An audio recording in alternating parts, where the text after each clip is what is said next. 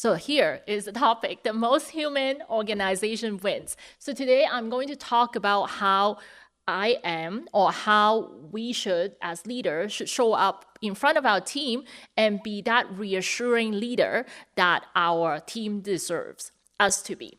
So it all started with me going to an event and all these WhatsApp group about AI. Everyone is so intense and so excited about implementing AI in their own organization.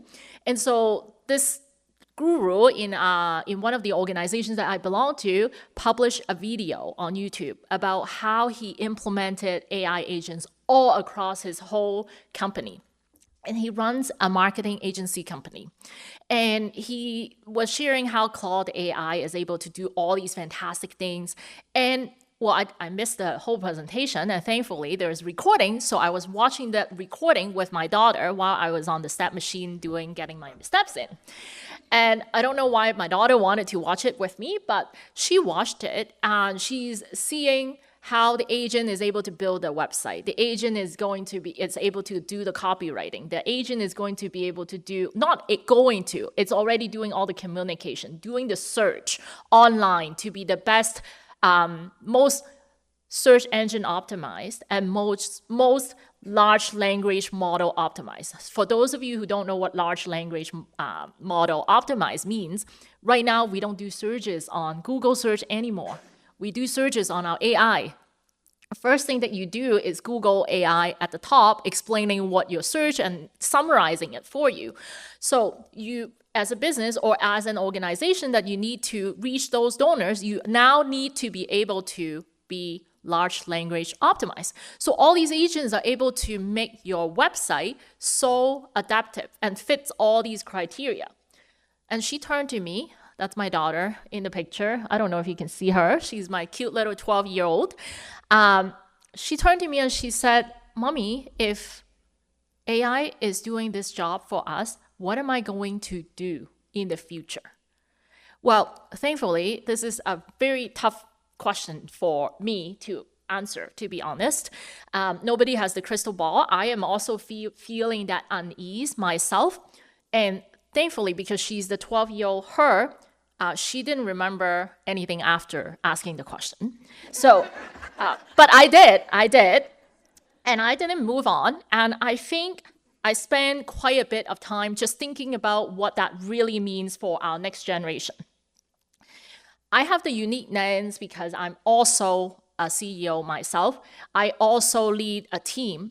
We have depending on the time of the year, we have 20, 30, 40 team members working with our clients. And when I'm confronted with the question as to, hey, to be honest, we're accountants, so sometimes we're just so hands down, heads down, just doing the numbers, and we actually don't step back to think. And my team hasn't really raised the question only the leadership team has raised that question, but majority of the team does not really raise the question of asking, hey, is my job going to be replaced by AI? They don't, because they're so focused on what they have to do at hand. But the truth is, AI is not coming to replace us as human. The truth is, AI will only be able to do some of the tasks for us. In my world, I am currently involved in one of the clients hands-on because of some staff turnover. We have to do those accounts payable approval process. I don't know how you do it in your organization. Sometimes we do it, we need the approval paper, we need the invoice, we need the sign-off, we need the code, and that's like 20 emails later, you still don't get it. And that's the team that we have to deal with on a daily basis. Those can be replaced by AI. So the AP clerk may or may not be needed in the future, but the judgment cannot be replaced by AI. You will essentially, for those of you who want to adapt, you will have an army of AI agents working for you. An army. You can build as many as you want, hundreds of them. And here are some of the samples that I could think of. The first one, of course, I need to talk about the finance. As the leader of the finance director, in the future, you could have billing and accounts receivable agent working underneath you. You could have a tax filing specialist, those public service rebate, the HST return, the charity return that you have to file. This could be one of them. And all these little boxes underneath the finance manager are the agents. They're not human. They could be processing the data for you, filling out the forms for you. Those would be the future. Now, is it happening in my world yet, in OTUS and my other business? No, because I will get into that a little bit later. This could mean that the finance team would truly now have the time to do the process improvement, to automate that really silly but much needed AP processing email chain, that 12 emails. They can implement the process change. They would now have the time, instead of focusing, going back and forth, passing 20 emails to get the right information. That's what it really means. Now, what does that mean for a marketing and communication director? If it is you're running a marketing and communication role, instead of one director, now underneath you, you could have 5, 6, 7 agents. Actually, Zoe is building agents on her own. Zoe from my team is building agents on her own. And Lynn is using our agent to prepare the proposals for RFP that we have. So we have different agents that are working underneath us to help us to get our job done faster, to multiply our capability. So we're building that capacity using AI agent. Now, if you are running, you have a membership manager, what would your membership manager can do? What would they be able to leverage AI doing? They can run the data for you, they can build that skill set, and they can leverage this agent to survey the client, build that custom relationship, build that custom email sending out, but they cannot replace you. So AI won't replace the humans. It's the humans that are willing to adapt AI and leverage that and multiply your capability and capacity that would replace the current workforce. Now, but I also wanted to mention that we're not late to the party. I don't know if you remember, there's this great leader called Elon Musk.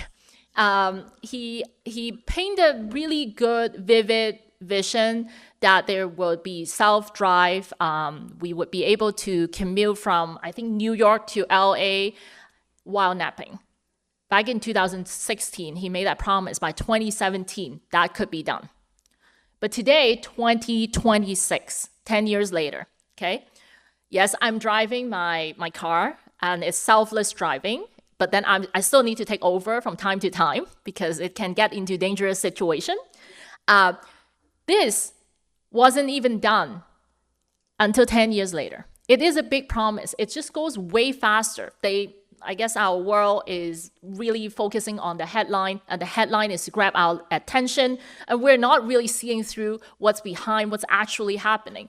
What's actually happening is that, yes, there will be change, there will be disruption, but it's coming a lot slower than what we think and what we would see in our sector. So AI won't replace human. You will leverage AI to increase the capacity to maximize the amount of impact that you would be able to get done. And we're not too late. We still have lots and lots of time to adopt this and learn this and use it in our organization. And then going back to being a leader, being the reassuring person in the organization, the second skill set that our sector is very familiar with is to be able to tell our story. I know a man called Robert Holler over there from Canadian Water and Wastewater Association. He is the most passionate person on earth about wastewater. Wastewater is actually a really good name for it, but really it's just the water going down the toilet. So he made a huge impact on a lot of people, even in this audience. He's been a frequent speaker at our event. He talked about flushable wipes and non-flushable wipes. I learned from him that flushable wipes doesn't mean a thing because anything can be called flushable. Even this anything concrete can be called flushable. So if you see flushable wipes in the marketplace, they are not actually flushable most of the time. So now, the reason why I wanted to bring this up is because he tells the story with, he still tells the story with conviction, passion. It's not something that AI can help us do. I mean, AI can help us a little bit to organize our speech, but AI cannot convey that passion, the reason why. It affects everyone. Now that we all learn you should not flush down the flushable wipes, even though it's called flushable wipes. But it is something that AI cannot change. And I have a client sitting over there. He's retiring soon, Kevin Williams. He does fundraising. He goes through the program that his organization, Jericho Row, hosts about addiction recovery from alcohol. And he talks about, he used his personal story, visit churches from churches to raise funds for the organization. And that personal story and conviction is not something that AI would be able to ever replace. So those are the two the ability to tell stories, the ability to convey the idea with passion is something that's not AI replaceable. Going back to my daughter again, and being the leader, the third skill set is building that relationship. Who here needs to do reporting? Global Affairs, Ministry of Health, Ontario Health, Trillium funding. Who here needs to do any of that? Anyone? I have to do that. I have the luck of dealing with a lot of them myself among my clients. Who enjoys doing that? Okay. Who also enjoys submitting all that grant funding proposal? Nobody, right? It says nobody. But behind what we often forget is that behind every numbers or Excel spreadsheet that I submitted, there is another person receiving it. They also read that paper. They also don't get any emotion out of that paper either. The project manager on the other end, they have their job to do. They have to monitor where the funding is going. They have to hold us accountable. But ultimately, they are human as well. So they need you to tell them what that really means. They need someone to explain those data to them. And that comes to the last skill set that I think that will never be replaceable by AI. That is the relationship piece, building trust. If you think about it, I have a client who's not in the house today. They work with Global Affairs, and they got $15 million from Global Affairs, and they bring in foreign officials coming here, get training on how to audit the work done by the government. They are doing valuable work and it's needed. And people on the other side, on Global Affairs, they don't know what that means. They're sitting there looking at numbers and seeing like, are you spending all these money on what? Like traveling, doing all these things. They really don't know. So what they did is they invited these group of program managers from, and also the boss, to come in to witness the graduation. And that provides the feedback, provides the relationship, builds that relationship building, and it keeps going in a positive feedback loop. And I have Holder Menko here, sitting down here, Ottawa Nurse Practitioner-led Clinic.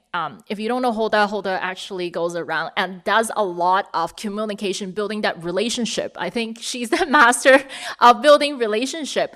She talks to local government officials, and to the point that she builds such a reputation that Doug Ford, our premier, would call out Ottawa Nurse Practitioner-led Clinic at a different event, completely unrelated, because she's built such a name that it imprinted on people's mind. So relationship building that trust with people is not something that AI could ever replace. We can pull the data using AI. We can prepare that report to do all that groundwork. We can have AI preparing our grant funding application, but we can never have AI tell the true story that we have. So it comes to my conclusion: be more human than the machine can ever be, and that's how we survive. And we're already good at it. So I just wanted to take that fear out of you that AI is not going to replace us. AI will not. And if your team is feeling uncertain, as long as they possess the ability to leverage AI, build the trust, be able to tell the story, they'll never be replaced, because that's what we need in our humans world. And a little bit about OTUS, we already talked about it. And thank you very much for coming.